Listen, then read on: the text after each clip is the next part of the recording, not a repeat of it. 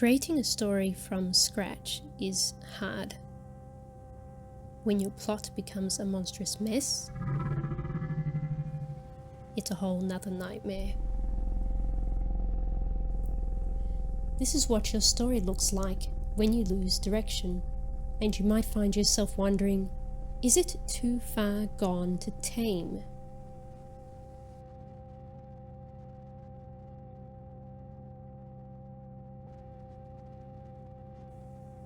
To say my story was an incomprehensible mess is an understatement.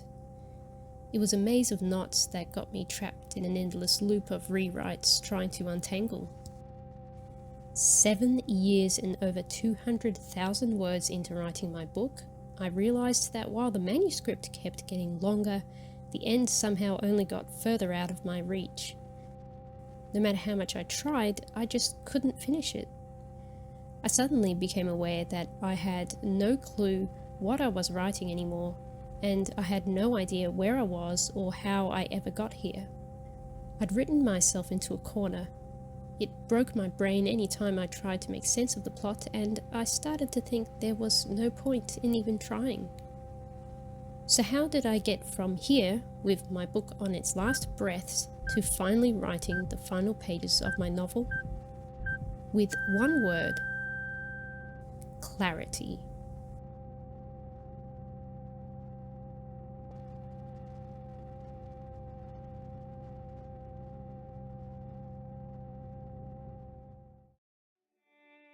Clarity is often misunderstood. Writers tend to think it means their book lacks information, so they try to fix this with more world building, more lore, more details, but it really means having a deeper understanding of the material you've already built so that you can refine it. It's about adjusting your focus and clearing things up, not adding volume. A lack of clarity is an absence of a clear goal. You need a framework for your brain to be able to predict the next move and hopefully keep up momentum so you don't have to stop and overthink each decision. Without a blueprint, it can very easily spiral out of control. Every option is plausible because your characters and plot are not concrete and defined enough. This is where you end up with characters that are more like rag dolls who are dragged around by a bunch of happenstances rather than making active decisions. Instead, they should have such clear goals, flaws, and motivations that they become the director of their own story without being forced by the writer. This should naturally restrict the number of plausible endings for you. If you have an overabundance of choices, then there is a possibility that your character or story isn't strong enough. Knowing the answers to the words how and why will be one of the most important things you could have for your book. Beginning with your theme. It's not as simple as, say, death, found family, love, etc. That can be the base, but you need to delve deeper. What is it you want to say about these concepts? Not forcing a message down everyone's throats, but there is usually a narrative being told in a story. For example, in The Lord of the Rings, there are a couple themes, but some of them would be small acts of kindness by everyday folk undo great darkness, or hope in the face of despair, or despite the horror in the world, power, corruption, and faith lost in humanity. There's some good in this world, Mr. Frugal, and it's worth fighting for. The way your protagonist resolves the dilemma of the story expresses the theme. For example, self-indulgence and exploitation could equal the main character choosing integrity, truth, over things like comfort to expose the exploitation. It also helps to keep the theme in the back of your mind when you're making decisions on the story. I recommend watching Jeff Kitchen's video on how to find the theme of your story because he explains it so much better. The next step is to clarify your central idea, or your premise basically. It doesn't have to be too complex. Some of the best stories actually have a pretty simple premise when you think about it. An interesting idea often includes some sort of clause or specificity. As a bad example, we could have a housekeeper loses her job, Or for a good one, we could have the housekeeper loses her job to a robot who is also secretly a serial killer and she's the only one who knows about it. Some important words to make this process easier is to remember words like but, except, and however when you're deciding on your idea. For instance, a florist is dealing with flower shortages that are rocking the industry, except she's actually the one secretly poisoning the flower farms to artificially drive up the prices. This is all good and easy when you've just started your story, but how do you do this when you're already neck deep into writing one? Ask yourself these questions. What is this story boiled down to in basic terms, not world building or plot? What conflict and obstacles keep resurfacing, and what is the character's goal and motivation? One way to go about this is to try and fit your entire story into a single sentence by a process of elimination. Begin with a detailed blurb and then try to cut it down as much as you can with fewer and fewer words each time. For example, a man loses his parents in a house fire deemed arson, and the courts are trying to charge him with murder because they found petrol and his cigarette lighter at the scene. His lawyer, Frank, is trying to prove his innocence while not wanting the culprit to be caught because it's his brother. After a deal of cutting, it can be summarized in a shorter sentence such as, a lawyer must prove a man innocent of murdering his parents in a house fire while protecting his brother, the culprit, from getting caught. The next step in finding clarity for your novel is to avoid a loaded outline. If you think adding more detail is going to help you get out of this situation, it's only going to make it worse. You thought you were in a rut before, you're going to make it 10 times worse now. Instead, direct that energy to actually writing because your first draft really is your detailed outline. What really opened my eyes to this was watching Jack Grapes in the Film Courage video, Why 99% of Stories Are Meaningless. To sum it all up, you want to be a writer, not a plotter. What particularly helped me keep on track was doing a plot grid. A plot grid makes it easier to spot filler scenes, repetition, find what's missing, and prevent a confusing middle. It helps to keep the story from wandering, stay on track, and monitor all those subplots, which is the next issue I'll be addressing. One of the main problems I had, and maybe you do too, is story clutter. I got a little carried away and stuffed as many of my favorite tropes as I could into my story and became a bit of a hoarder.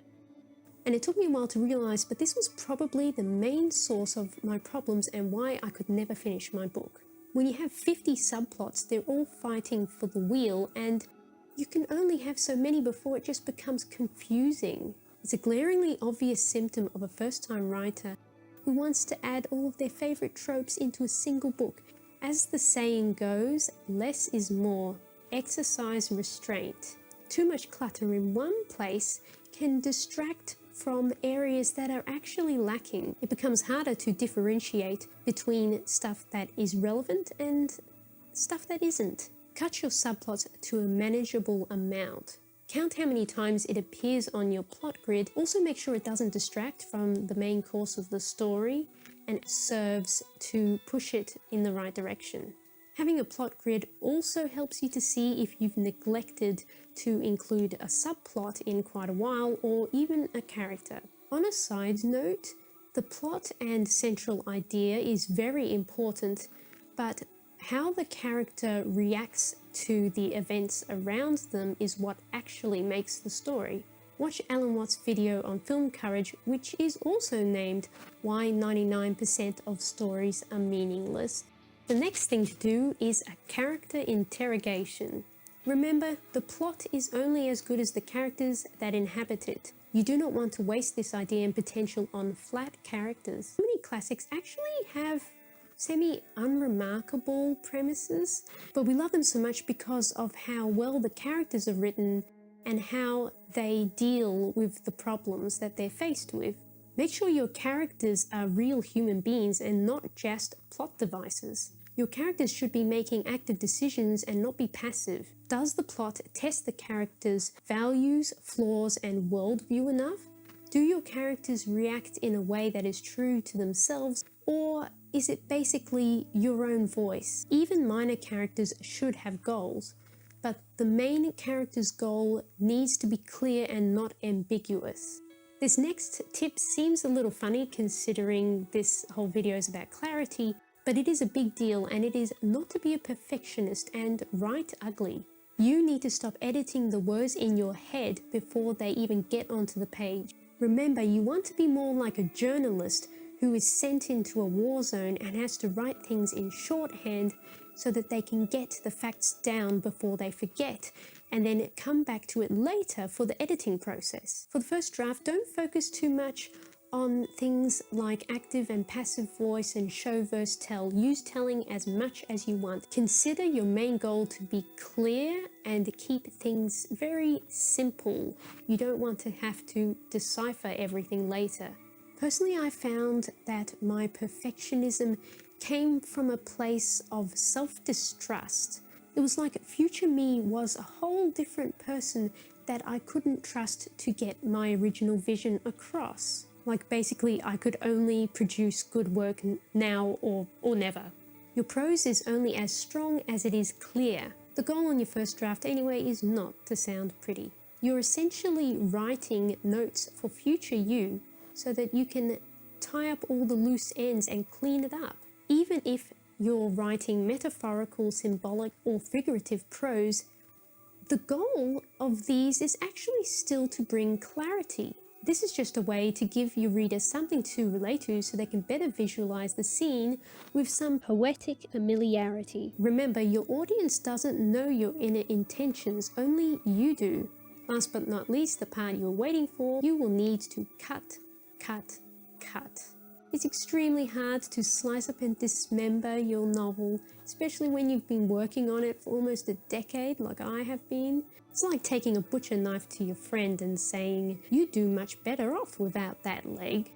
But now instead, imagine your friend's leg has gangrene and the infection is going to spread to the rest of their body unless you stop it in its tracks. Sometimes drastic measures are required to save a life, and that goes for your book too.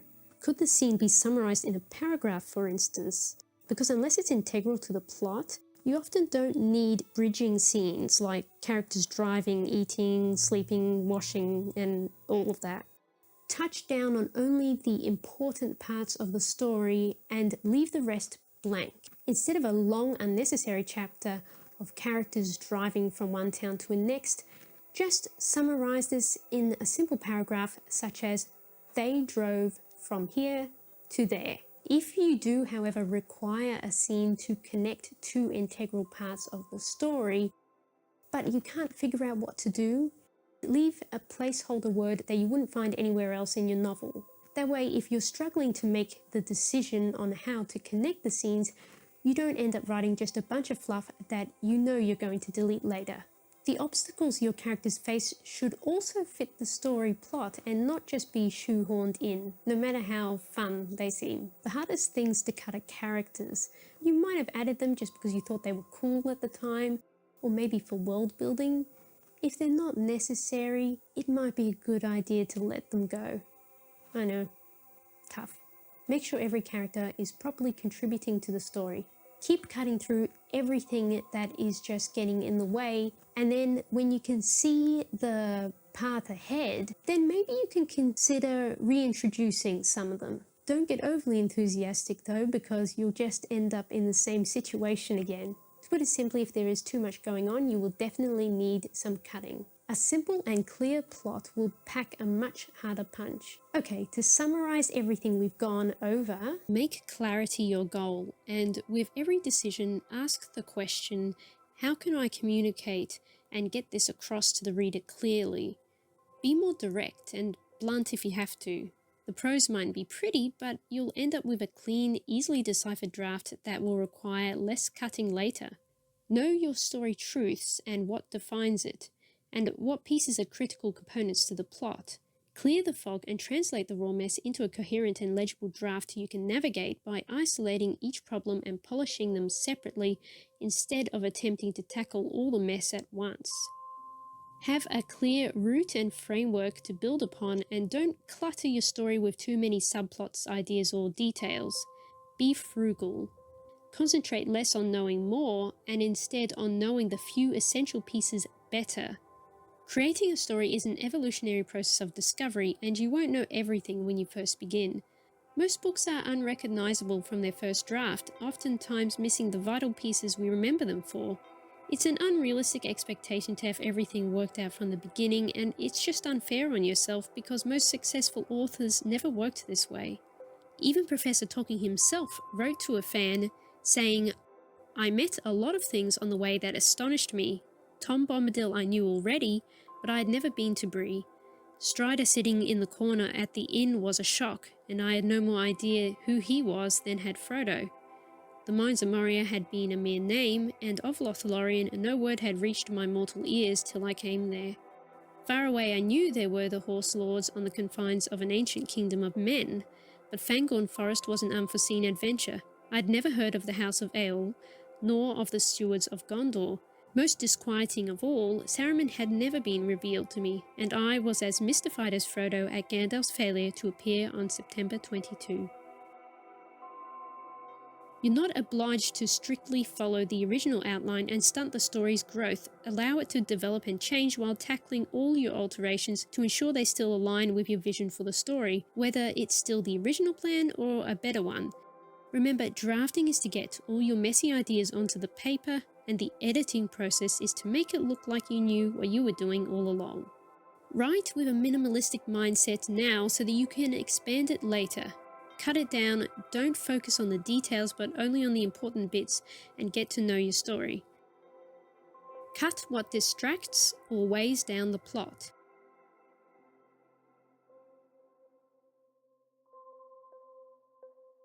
Everyone's drafting process is different. Some people like to have a more complete story for their first draft, while others rely on a zero draft style. Sometimes focusing solely on jotting down plot beats and ignoring prose can make the process repetitive and boring, and who wants that? It's good to know yourself and your limitations and know when you can allow yourself to indulge a little in eloquent and pretty prose, and when you should just keep it short and functional. As long as it doesn't hold you back, that's great. The points I made mainly apply if focusing on prose is causing you to write fluffy bloat that you will need to cut out later.